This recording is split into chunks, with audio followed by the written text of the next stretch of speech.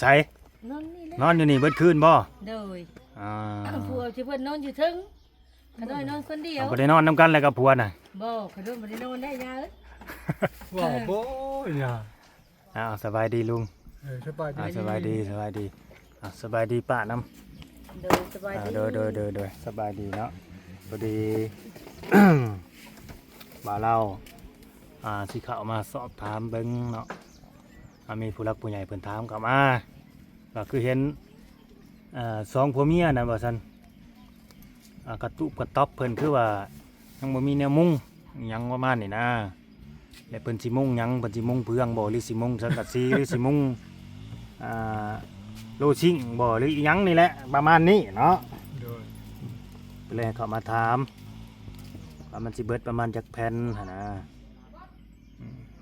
ก็น่าก็กะบ่ถึกยายเลย ก็บ่ถึก โดย แต่คอยว่าวังไดนี่นะ ว่า13แผ่นเป็นไปบ่ได้ 13แผ่น กายใหญ่ ข้างละ6นี่ก็เหลือเฟือแล้วลุงเอ้ย แม่นบ่ จะสิมุงเอาไปฮอดไสนี่นะ เอา มุงแถวนี่ตื้อแบบสลบเป็ดกรุบลงไปนี่ติ แม่น หาดแต่24แผ่นมันก็เหลือพุ่นแล้วไปมุงคอนเพื่อนผู้ใดอีกแล้วเนี่ยยังว่าขวัญแน่ กะบ่ถึกเกี่ยวว่าก็น่าก็กะบ่ถึก บ่แม่นแล้วกันว่า24นะประมาณ10กว่าแผ่นนี่แหละยังเก่งยังเกินก็บ่เกิน13แผ่น ครับก็ด้วยว่ากายก็ขอโทษบ่มันกะ ประ มา มาณ ก็เลยว่าไป ข้างละ6นะ1 2 3 4 5ประมาณข้างละ6ยังเป็นไปได้6ฟุตเนาะ โดย พากันกินข้าวกินน้ำก็ยังนี่ นี่แหละสิว่าสิขวอันนี้แหละ อ๋อ ว่าไข่นะครับ โดยนะ มีนี่แหละยายวันเพิ่นเอามาให้นี่แหละ ประมาณ13 14เพื่อไว้ซะ14แผ่น โดย แต่มันเหลือก็ใส่ลบข้างเอา แม่ ตัดใส่ลบข้างสิเบิดประมาณนั้นมีไม้นำอีกซะบ่ ไม่เจ็ดตู่ข่าว อ๋อ บ่ใช่ไม่ข่าว มันก็มุงบ่ได้คือว่า โดย แหละ7โตผู้บ่หนึ่ง โดย สองสามข้างละ3เนาะ โดย 1 2 ตัวหนึ่งถึงเด้ ไม่48ก็ได้ตี แม่นไม่48นั่นแหละ อ๋อ ตัวหนึ่งถึงเด้บัดเฮาติ่งเด้ โดย ติ่งข้างถึงเด้ เออ ว่าเพิ่นง่ายดุบ่ได้ยาเนี่ย แม่น บ่มีดุก็ปานบ่ไหวก็ได้ 1 2 นะ 3 4 5 6 7โตหัวไม่48นี่สิใส่ยังมาบัดนี้ เขาสิมาส่งอยู่บ่เนาะคันว่าซื้อตาม7โต8โตก็มีรถไถยังพอว่าเด้ แต่เอารอบไปอยู่เอาเท่านั้นแหละ รอไปอยู่แล้วเนาะ โดย โอ้แล้วจะรอไปอยู่ได้พี่น้องเอ้ยหานไม้ในบ้านเฮานี่แหละเนาะ เอาไม่นี่เด้บัดนั้นเด้ ทางโค้งน่ะบ่ แม่น อืม7โต แต่มันมีว่า เลย ได้ เดี๋ยวสิแจ้งผู้หลักผู้ใหญ่เพิ่นดอง โดย ไม่487โตแล้วก็สังกะสี14แผ่น6ฟุต โดย 6ฟุตคันว่าได้นี่ก็ไปอยู่มาพร้อมกันเลยเนาะ โดย สังกะสีก็เอาใส่หล่อมาเลย โดย แล้วก็ตะปูมีแล้วบ่ตะปู บ่มีเลย มีอยู่บ่เงินซื้อตะปู บ่มี เงินซื้อตะปูก็บ่มีบาทนี่เงินซื้อตะปูก็บ่มีไปหาเงินมื้อนี้ได้เท่าใดลุง ได้เงิน30,000เนี่ย ได้30,000เลย โดย อืม 30,000ก็มากก็สิ มานั่งนํกันเมียน่ะ ซื้อ ผู้เมียน่ะนะคือเว้าเป็นแท้ผู้เมียเพิ่นน่ะ ซื้อพริกซื้อเกลือก็เหลื่อมตูดคือเก่าเลย มีใช้เงินดำ30เนาะ แม่น บ่ 14 บ่แม่นว่าค่าทายแต่เนี่ยเงิน30,000ซ้ำเงิน100กีบตะกี้ ไม่487โตไม่48นี่ก็จักโตเท่าใดเด้ออยู่ในบ้านเฮานี่บ่แม่นโตละแสนล่ะบ่อยู่ในบ้าน เขาน้อยก็บ่ได้ซื้อจักเทื่อมันก็ เจ้าแห่งบ่ฮู้แหล้วเนาะ แล้วแหละ เจ้าแห่งบ่ฮู้ราคาแล้วส่วนว่าสังกะสีนี่บ่าวลาวก็บ่ฮู้ราคาคือกันอันนี้ก็6ฟุตนี่มันสิแผ่นเท่าใดมีทั้งผู้ใหญ่ใจดีเพิ่นอันนี้ทั้งบ่าวลาวดอก อ โดย ให้เขามาถามที่แรกว่าเพิ่นให้ถามไฟนำเพิ่นได้คือเห็นว่าซุมเจ้าบ่มีไฟ ได้มาแล้ว ได้แล้วเนาะได้ทางบ่าวเวียงซื้อมาแล้วเนาะ โดย ก็ดีไปดีใจไปดีใจนำหั่นแหละพี่น้องเอ้ย โดย เพิ่นได้มาแล้ว2ดวง ตัวนี้อยู่ในนอกนี้ใส่นอกนี้ตัวนี้เสียของห้องน้ำเวลา อันนี้เฮาก็มาใหม่ๆเลยบ่ โดย อ๋อ มากลางค่ำกลางคืนแล้วไป อันนี้กล้องมันก็อันเนี้ย ไป 200 วัตต์กับ100 วัตต์เนาะ โดย อืม งมบ้านเลยลินบ่เป็นท่าแล้ว ๆเอาบ่ได้มีไฟซั่นบ่ซุมเจ้าน่ะ มีดอกเดียวนี่แหละ ดอก อ๋อ เดียว น่ะดอกเดียวนี่ก็กระถินนี่แล้ว โดยมีไฟดอกเดียว กายให้มันขาดเบิดหญ้าเอ้ย ขาดเบิดแล้ว มันหึงได้จ้ะ โด หึ ย งกายกำหนดมันก็ขาดไผ อ๋อ ไฟเฮ้ยมันได้ฮ้อน ฮ้อนบ่ เด้อ ฮ้อนแดดคือกันเนาะอยากกันเนาะอ๋อก็อดเอานี่แหละป่า บ่เวียงไปไว้ได้ไม่ตู้เอ้ยบ่เดี๋ยวนี้ออกขน้อยย่างบัดย่างบ่อยากไว้แล้ว จะมาแต่ไสซะ ขน้อยมาแตะลิ้นกลางบ้าน ขาบ่ดียังไปเล่นกลางบ้านได้อยู่ โดย ออกกำลังกายบ่ โดย อืม อยู่ไรขน้อยก็เมื่อยนั่งมาเฮือน เมื่อนั่งเมื่อนอนเนาะ โดยขน้อยก็ไปลิ้นในบ้าน จังน้อยนั่งนอนหลายสิเป็นเปียเป็นหลอยซะแหละ โดย อืมอย่าเป็นเปียเป็นหลอยเด้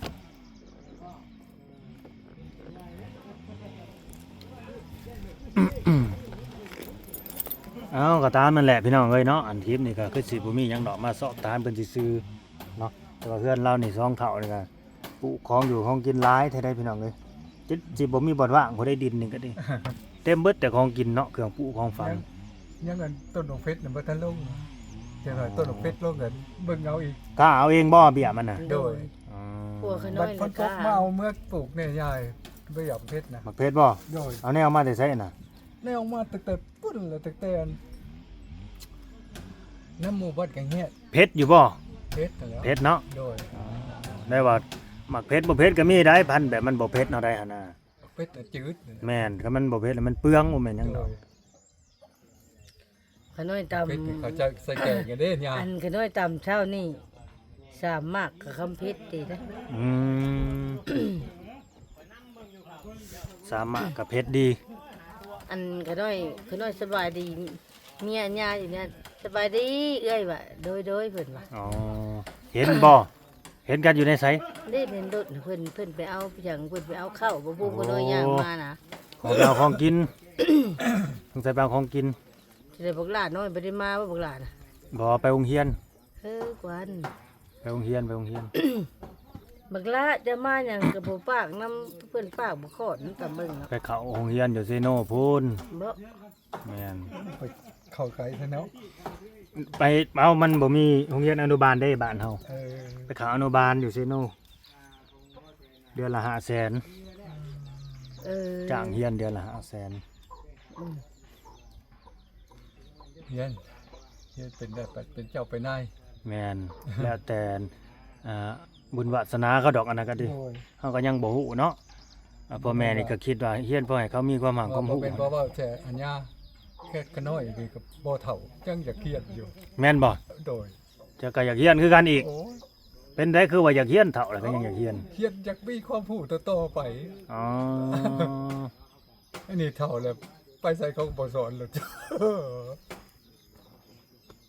ขน้อยคือตัวโกตามตายขน้อยคือ แต่ก็ตามตาย โดย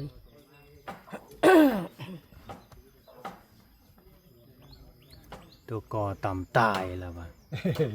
อืม ขน้อยบ่ได้เป็นอะไรได้อันยา คนกึกเลย คนกึกมาแต่น้อยเลย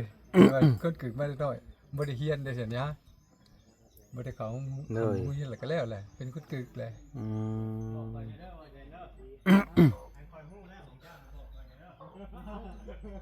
ตัวก็ตามตายแล้วว่ะ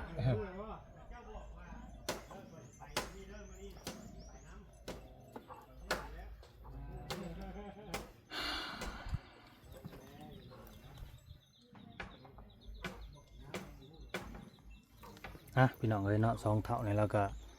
สู้ชีวิตเราก็ดิ ผัวนี่ก็ไปหาเงินอยู่คุมื้อหั่นแหละบ่ได้อยู่สำว่าหน้ากินแล้วหั่นแหละไปหาเก็บของเก่าขาย ครับคุณมือคำบ่ไปปัดบ่มีกิน มื้อนี้คือมาไวเด้ซะลุงเป็นจังได๋ มัน อันนั้น ฮ้อนเด้เลยมา โอ้ไปฮอดไสมื้อนี่ ฮอดแข็งแฮด อ๋อไปฮอดบ้านแกงแหดเนาะ โดยความตั้งใจว่าสิไปฮอดพุ่นได้ฮอดบ่น่าปวดเสียงไฟพุ่นเด้ ป้าดโถ โทษบัดนี้แดดหลายที่ให้ยาได้ว่า สิไปฮอดครัวเซบังไฟ โดย ห่วยคันเนี่ยมันต้องขึ้นรถสองแถวไปแล้วกันสิไปฮอด พอแล้ว ความ เนาะแม่นบ่ป้า ไปตลอดขนาดไปตลอด โอ้ไปไกลหลายจะน้อยเมียก็เป็นห่วงกันแล้วบัดสินั่งคล้องนั่งคอยดึกดื่นแล้วยังว่าบ่ฮอดอยู่พัวนี่ มาวันที่ก็3 โมง 4 โมงไปแล้ว โอ้ยแม่นนั่นแหละควรจะสิย่างไปเรื่อยๆบ่หรือว่าปั่นรถนะ ปั้นรถติดไปแล้ว โอ้สิไปเรื่อย โดย ไปหอดโคเซ่เลยก็เกี่ยวขึ้นแล้ว ๆ บัด โอ้งูกลับมา โดย ทั้งนี้ก็น่าสั่ง หน้าสั่งบ่ใครพุ่นไป เกี่ยวดงพุ่งพี่เลยเกี่ยวมาพี่เลยบานนี้ ไปหันใด โดยแล้วไปตลอดอันนี้นะแต่ขนาดเราปั่นรถที่ไปฮอดชิโนผู้ปลาเขาว่างึดหลายเติบเขาบ่เท่าไสเขาว่า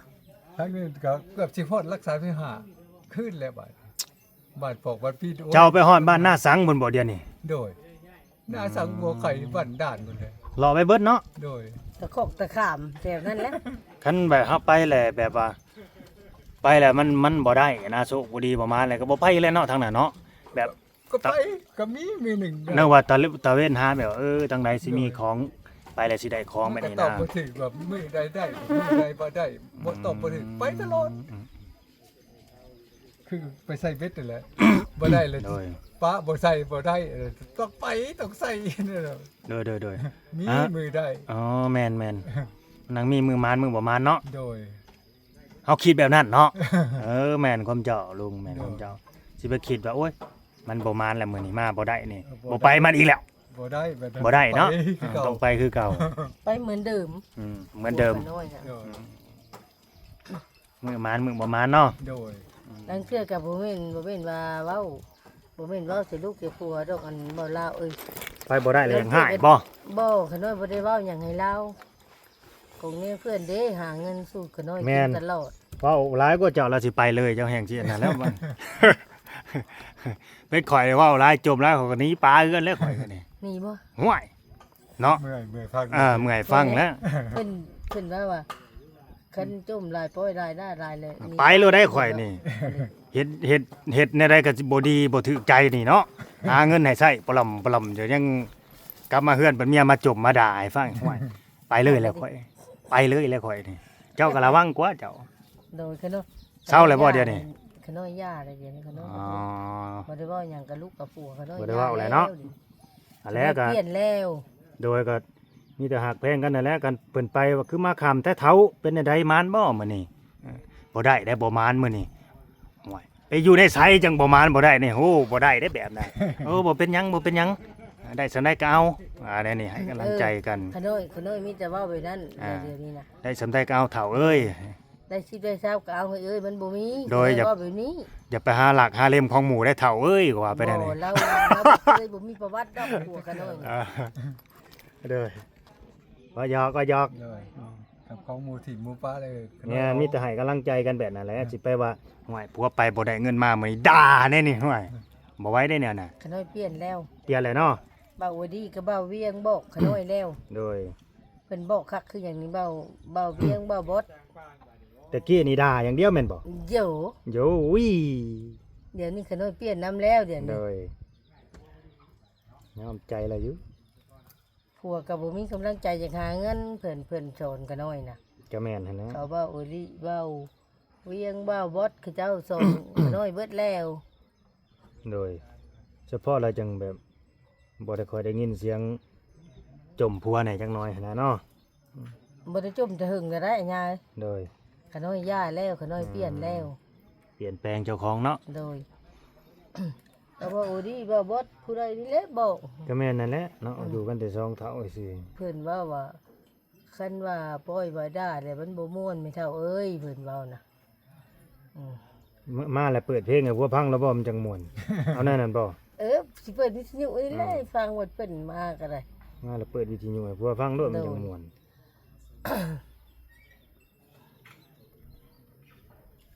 ว่านัวหัวม่วนพี่น้องเอ้ยอันนี้ก็ดีเนาะสองเท่าสู้ชีวิต สู่ชีวิต วานนี่หั่น เพิ่นปลาทูช่องโต3โตบ่ลาวเอ้ยเมื่อวานนี่นะ อื หัวที่ ม 10,000เฮ้ยได้เงิน10,000อันนี้ได้เพิ่นว่าเพิ่นมาได้เก็บกระป๋องนี่ ได้กินป่นปลาทู โดย เบี้ยใส่ บ่อันข่อยน่ะคือว่าข่อยเก็บอยู่ในถุง ไอ้สมมุติไอ้ ในถุง ว่าสมมุติว่าคันว่าซื้อสังกะสงสังกะสีเข้ามานี่มีคนมามุงให้บ่หรือสิมุงเอง มุงเองนั่นแหละ มุงเองก็ได้บ่ โดย จะขึ้นได้บ่หลังคานี่ ได้ บ่ย่านตกบ่ลุง กันญาติกันอดเอาเลย บ่ย่านหน้ามืดหน้ามัวบ่ตกหลังคาลงมาบ่ ถ้าญาติมากับญาติเนี่ยแหละกันแล้วว่า